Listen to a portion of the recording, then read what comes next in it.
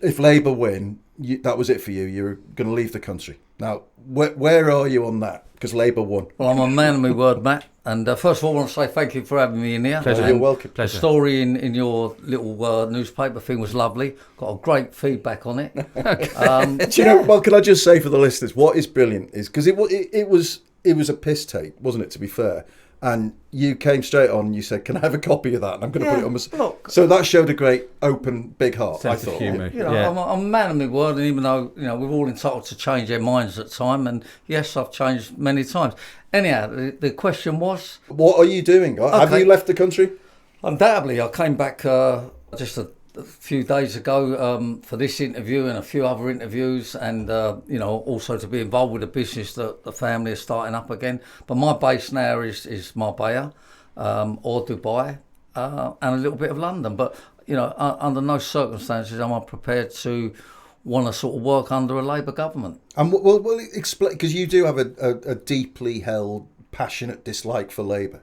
Why? Well, I wouldn't say it's a dislike. I just not happy with. I think they're very anti-business. They're too much on for the employee on employment laws. It's too loaded against you. I don't like all this 4-day-a-week nonsense. I don't like all this employer to pick their own hours.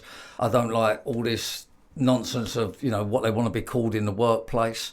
I just don't think it's the way to run a business. I run a business the right way and successfully. So I'm not prepared to put my money in the pot no more.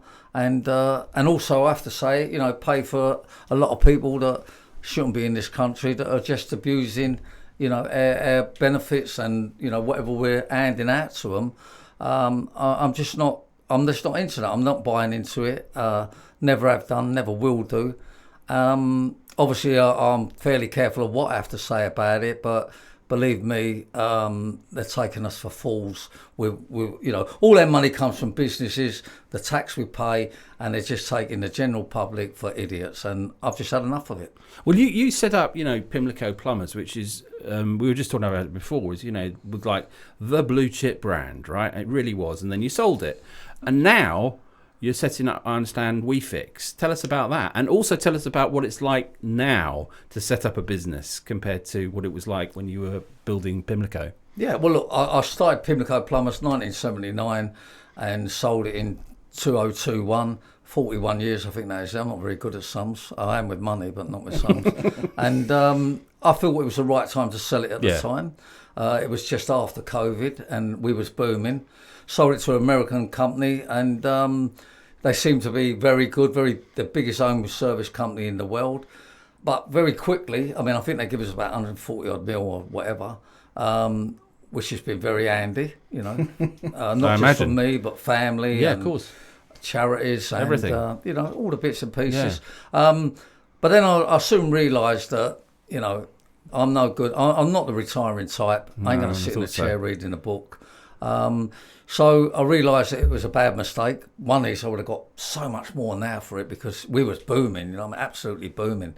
So and then talking to a lot of my family that worked with us on Pimlico, we all decided to open up another company called WeFix, doing the same thing but better, where our office is based up the road. We're slowly getting there. We launch on October the 1st, but we're only going to be employing the best office staff, engineers, and everything. And we're not in competition with the other company. Good luck to them. And there's enough work out there. Customer has a choice who they're going to decide to use. But we will only be doing the very sort of top-end customer, and the very top-end people will be working for us. It'll be an elite sort of service that's out there. And, it's not for me, it's for family. I've 4 children, 10 grandchildren. Wow. Oh, congratulations. 7 great grandchildren. I know you think I don't look old enough. I was going to say. And, so it's for their future. Yeah, and, lovely. Hopefully one day they'll cash it up like I've done. But it was a mistake selling it. Well, your children, grandchildren and great-grandchildren have had a very different start in life to the one you had. When you were when you were 9 years old, you were finishing school and learning the trade, weren't you, as a plumber? Exactly, yeah. I mean, to give you a little brief on it, but I know you're aware of it, but a lot of listeners may not be. I come from a poor background, poor family, working class family, and many people did at the time. And I have 3 brothers. Mum and dad just had basic barmaid, cleaner, work in a factory. So when I was 9 years of age, I met this local plumber guy, and he used to say to me, bunk off school, give you 2 bob a day, buy you a dinner, and that's it. And talk about the seeds were sown then. It was a great decision to do. I'm not that academic.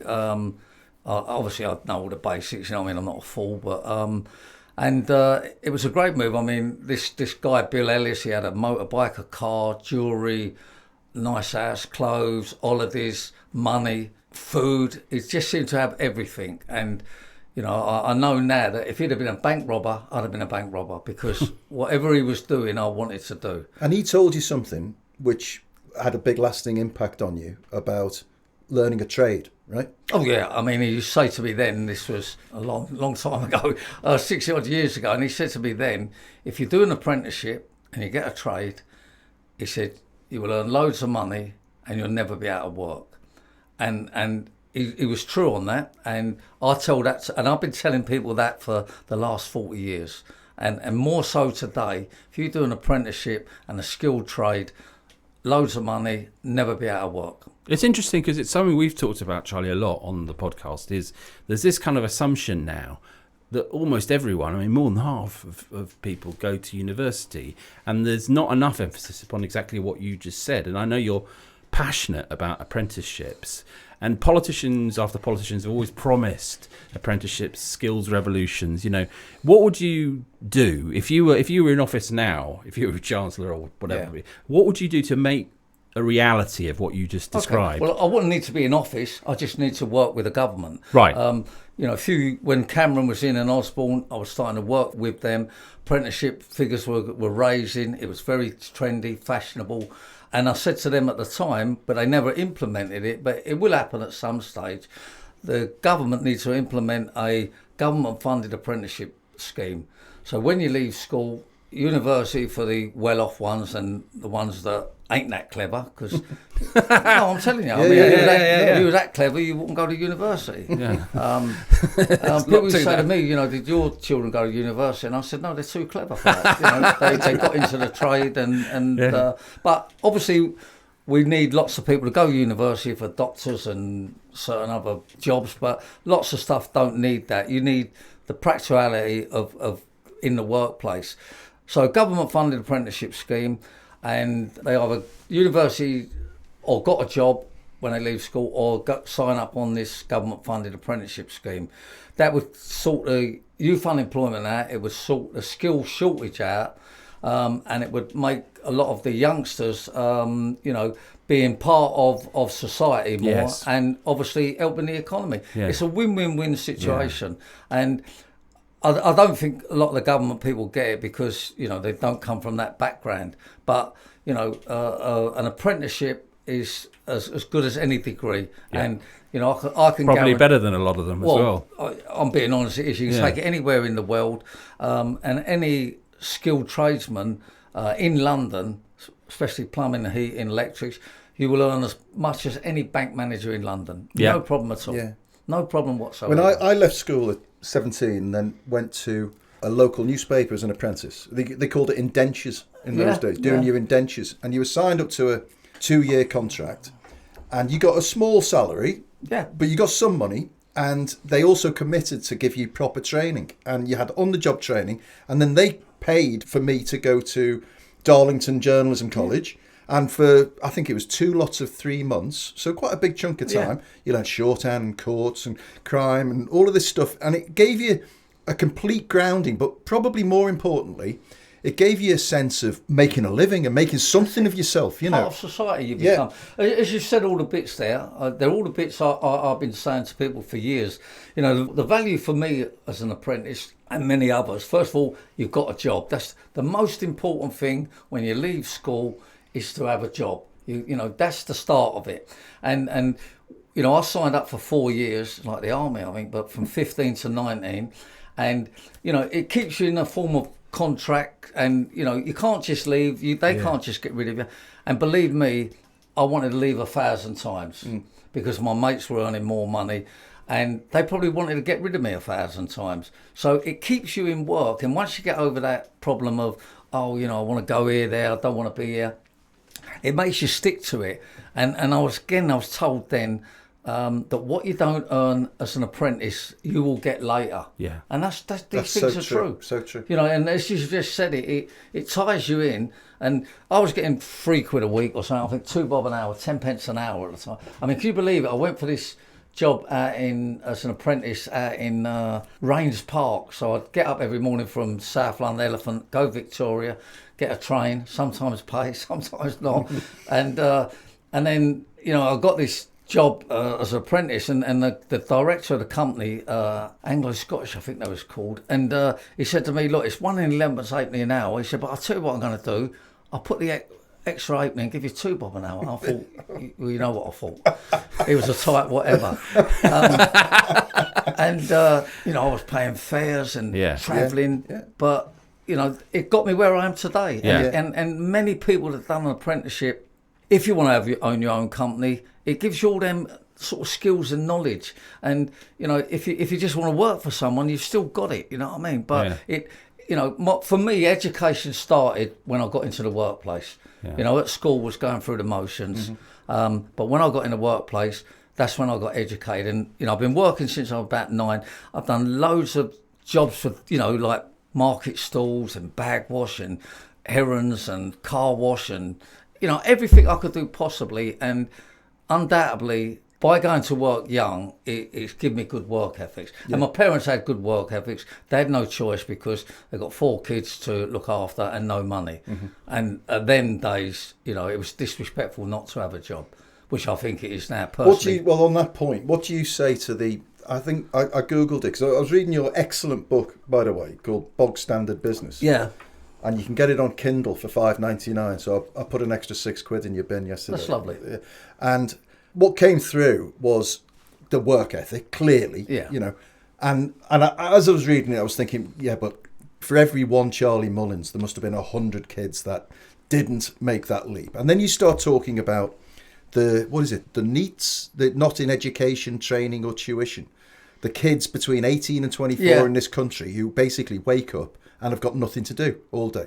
And there are 850,000 kids like that in the UK right now. Yeah. They have nothing to do. They wake up, no job, no school, no university, and no training. Exactly. It's 15% of that age group. Of that age. I would have thght it was more, to be honest. Yeah, but there's this huge latent resource. What would your message be to somebody who's waking up listening to this podcast if they are? Well, the most important thing, as I say, is get a job. Yeah. That's the it doesn't matter if you're, sweeping the road or you become a bank manager. I respect anybody that goes to work.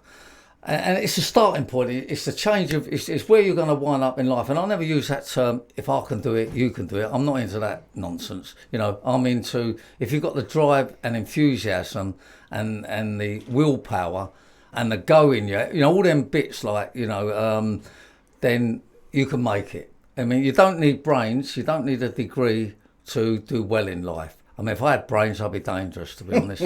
So you can buy brains, you can buy an accountant, you can buy, but you can't buy drive, enthusiasm, and the will to want to better your life. That's what you can't buy.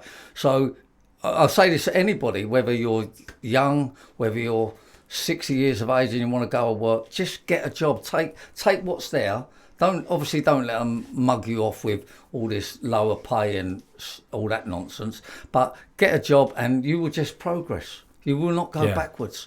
I mean, again, I feel sorry for a lot of people that are out of work and generally can't get work. But, years ago, I sound like really old, but years ago I used to hear people that they walked from Newcastle to London to get a job and they're like 9 years of age. I think Thomas Crapper there, That's right, flush toilet.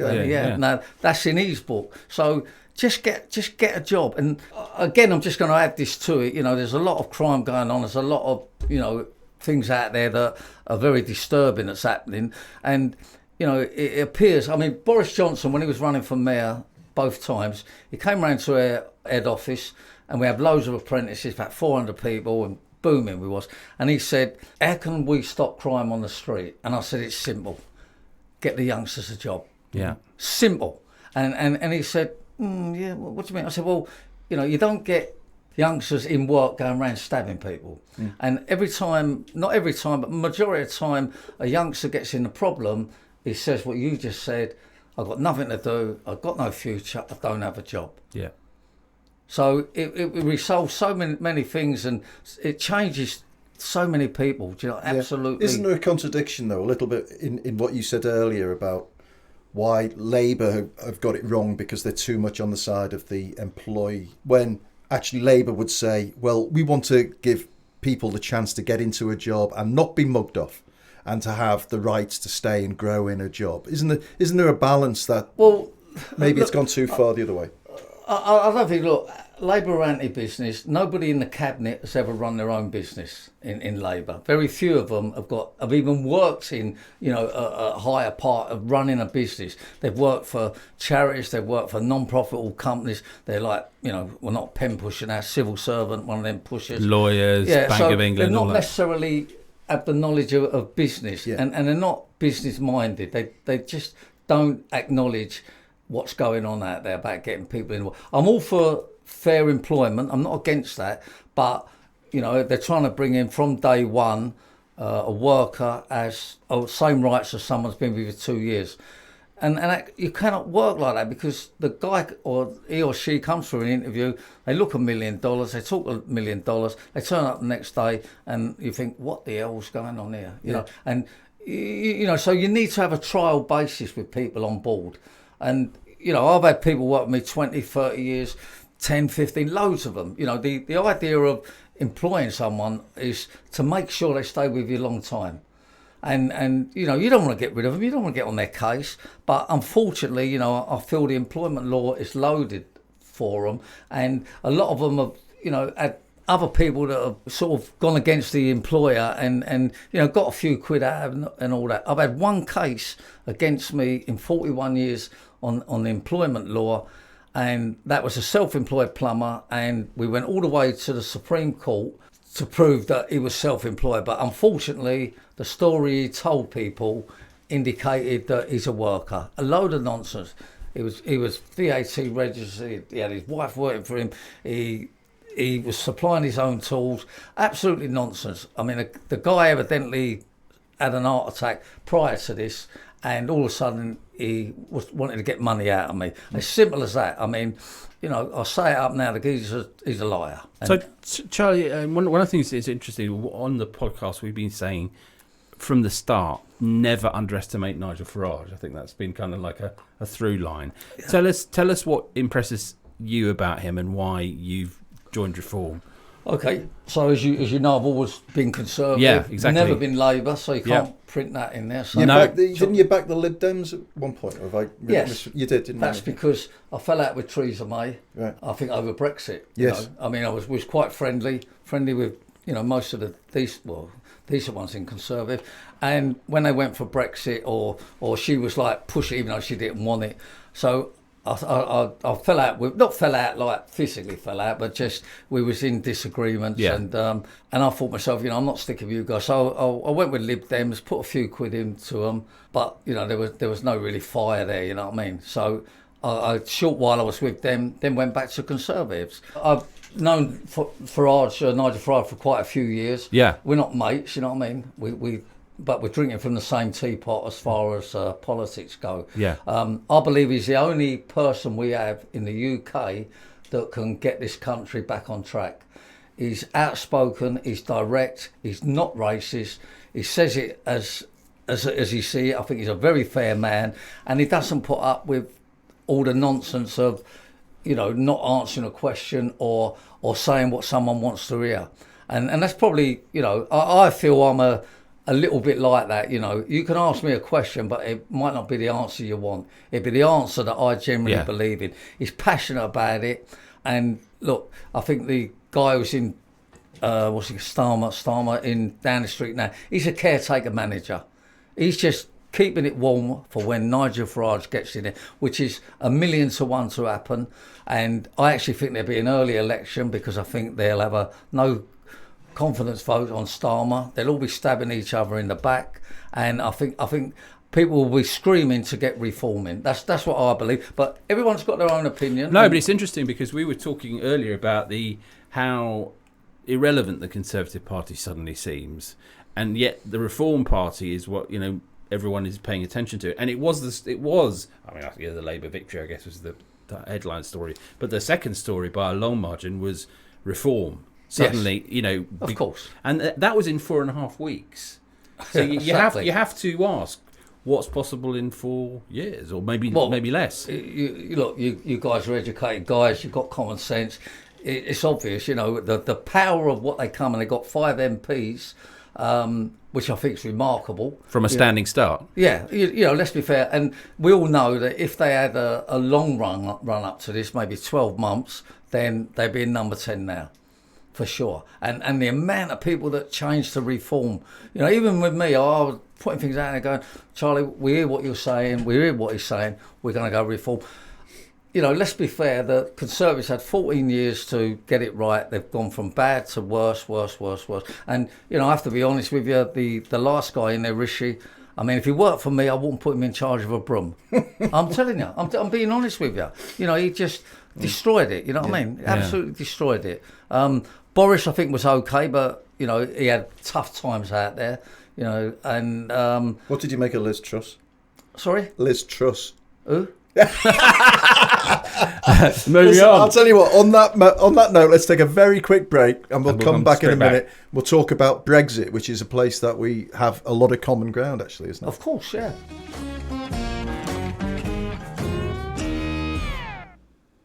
Here's my question for you, Charlie Mullins, right? Nigel Farage, the architect of Brexit, the man who wants to stop free movement. Charlie Mullins, the guy who actually put adverts in the New European because he hated Brexit so much. He had a sign saying bollocks to Brexit on his Pimlico Plumbers side, and you think free movement... Back Gina Miller over Article 50. Back Gina Miller. Yeah. How do you look at Nigel Farage now and think he's the future? Okay, first of all, I was a very strong Remainer, and I still believe today that it was the wrong move to come out there. Why would you shut the door on 500 million potential customers? Why would you stop free movement when we've got a massive skill shortage? And many other things, but that's how I felt then, that we should have remained. I still feel like that now. The difference now is, look, we voted to leave and we have to get on with that. Am I going to fall out with someone who's a Brexiteer? Of course I'm not. Why would I? We're human beings. We disagree, but, you got Remainer won't speak to a Brexiteer and all this nonsense. I mean, we have to let that go. It's been in the past. Of all the things that Nigel does, I mean, and I will, if I don't think something is right in my eyes, then I'll disagree with it. But up to now, the only thing I disagree with is Brexit. But if you had a big red button on your desk and you could press it and Brexit didn't happen, you would press it, right? I mean, put the question another way. If we could rejoin... Oh, of course. Well, you would rejoin. But that's the opposite of what Farage is saying. Well, again, I don't agree with anything that it says on Brexit. Right. For my knowledge of it, I cannot name one thing that is better for the UK since we've left. For me, we're getting materials are dearer, everything's taking longer, there's a massive shortage of the workplace. We all know about the borders, and they wanted to control the borders. I mean, they can't even control the, what I'm saying, the dinghies. Yeah. What I mean? But you're saying, as I understand it, Charlie, people who see Farage mainly through the Brexit, they're wrong. That he's moved on to a lot of other things now. Is that right? He's got a new agenda. That's right. That was his main concern. Now, look, if it wasn't for Farage, we would still be in the EU. Yeah, for sure. Because, he put it across lovely. And then, I believe there's a few lies told from the Conservatives about 300 the bus million. Yeah, the bus. Oh, yeah, the bus. I mean, be going into, so between them, they persuaded the public, only just persuaded them. Yeah. And I think, according to quotes and that, if they was to redo a referendum, it will go the other way. for sure on that. Yeah. But as I say, that's been and gone. It's not what I don't think. Our life revolves around in the EU or not in the EU. Our life really revolves around who's in power and who can do the best for the public, whether they're in work, whether they're at school, whether they're incapable of going to work. That's what we should be concentrating on, and I believe that's what Nigel Farage and Reform are about. They must have asked you to stand. They must have. Are you tempted as an MP? Yeah. Yeah. Well, to be honest, it was all so fast. It went so quick. And, let's be fair. 4 weeks' notice. Bit fast. You also want to run as an MP. You know what I mean? You're just why? I mean, I know a few that run from in the I think Isle of Wight. I think it was Isle of Man. I can't remember. And a few other people, and they didn't quite get across the line. But it was very short notice kind of thing. They're second in 100 seats now. Next they're what? They're second. Reform are second in 100 seats already. Oh right. So they are. They're a force, no doubt about it. They're ready. They're ready to take a very big chunk. Of course they are. Yeah. Tomorrow, it will change. I mean, look. I think I waited. I stuck with the Conservatives best I could. Yeah. I thought they might turn it round, but all the backstabbing and in-house fighting, it just ruined them. And then when just before Nigel made the decision to be the leader of Reform, I just joined them. I joined them 2 weeks before, right? Because I sensed what was going to happen. Yeah, I sensed it, and as soon as he, a great move. I mean, Lee Anderson when he went there, another top guy, won't hold back with what he's saying, believes in what he's saying, working class guy, makes things happen. He went there, and I thought, I think I'm there. And then all of a sudden, I thought, you know what? You could just see it was 1,000,000 to 1 Conservatives were going, and and then so I joined up with them, and then whether Nigel heard that and then decided to be leader, I don't know. No, I'm joking. And it would have helped. It wouldn't have done any harm. Of course it does. I mean, anyhow, he joined, and that's it, and it changed politics. I think it's the biggest change in politics when Reform, was formed and got going. And I think UKIP will go out the window. All them voters are going to be on there. I think it's the biggest change in politics I've ever known and the best change. And I'll say this, and a lot of people say it, if one man can turn this country around, it's Nigel Farage. But you next, to be clear, next time you might think about standing as an MP. Of course.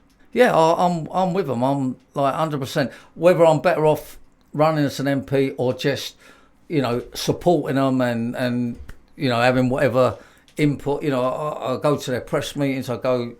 I'm not like me and Nigel are not out having a drink, like kind of thing. Actually, I've had a few drinks. I think it's unavoidable, isn't it? But this was before he was where he is. I'll go along to whatever going on, and if I don't agree with it, we're all entitled to change our mind, Matt, as you know, and And it's a bit like a football team, isn't it? You're entitled to support that team, and he's entitled to support that team, and we all think they're good. But if all of a sudden you think, hold up, my team's crap, I'll join them. Yeah. And that's how I am. Yeah. Which team do you support? Football team. I don't really support any of them. If I'm being, that's a good answer. But that's my answer. So but Arsenal is like all my family are there, and it would be them, but. I'm not really into football. Right. Been always too busy working. You know what I mean? And boxing as well, of course. Boxing, yeah. Do you still train? Well, you can see that, can't you? You look in pretty good shape. Can I ask how old you are? Well, you've asked me. You're 70, you're 71, aren't you? Or 72, is it? 71, yeah. You look absolutely remarkable. Absolutely amazing, mate. Yeah, thank you. I mean, I feel good, and you obviously train. And are you training? You're down the gym? Of course I am. Yeah. My son's got a great boxing gym. We've got this new building in Lambeth, so 3/4 of it is for the new company we fixed. He's got the massive bit there. Just turn it into the best boxing gym in London. Great. Spent £1 million on it. He's got some great fighters, women fighters, guys, and amateurs. What's it called, Charlie? So people can... Churchill's Boxing Club. Churchill's Boxing Club. And he's got world champions of I think it's like junior world champions. He's got a girl, a French girl, fighting for She won the Commonwealth European, so she'll be fighting for a world title next. She's got an eliminator. And again, you know, I have to say about boxing is that it disciplines you. Yeah. It gives you respect. And again, I joined boxing when I was 15, finished at 21 with a head injury. If not, I'd have been a boxer for sure. There's no two ways about that. That was me all day long. I used to train at a amateur gym in Lambeth under the Archers, quite a well-known... Fitzroy Lodge. Yeah, exactly right, Fitzroy Lodge. Fitzroy Lodge. Steve Bunce put me in touch with them. Steve Bunce, who's a boxing commentator, but he used to fight there. Well, and he was British, so I hope your boy's not putting them out of business anyway. No, look, no, not at all. Boxing's not done like that. You know, Yeah. it's like business. You go where you use who you want to do. Yeah. There ain't a competition. But the club you're talking about, Fitzroy Lodge, That's right. Mick Carney was the trainer That's forever. right, yeah. And I know loads of fighters that used to be there, and I fought a few of them, Yeah. and great fighters. And Mick Carney got MBE for services to boxing. Yeah. And the other one that got an MBE, who was at my club, was the Fisher Club, Stevie Eyes, who they both passed away, unfortunately. Oh, that's sad. Yeah. Do you know what I used to love about him was everything, obviously in boxing's around the regimen of 3 minutes, you know, and everything in Fitzroy Lodge would stop as the 3 minute bell went. Yeah, if you were yeah. having a shower, you'd just stand there for a minute. If you were making a cup of tea, you'd stand there. Yeah, yeah. And the minute would pass and then everything would start again. Yeah, look, so you got 3 minutes drilled into your head, you know. Great. You know, boxing clubs I think are great, or any youth club that, you know, keeps people off the streets. Well, I used to do a lot of judo when I was a kid, and I've written a few times that I think particularly young men, should do a martial art or boxing as part of their kind of upbringing. It should be part of your discipline, because it taught me so much. And, well, there you go. And, you know, you the discipline, but also you meet lots of people you wouldn't meet normally. You meet everyone, you know.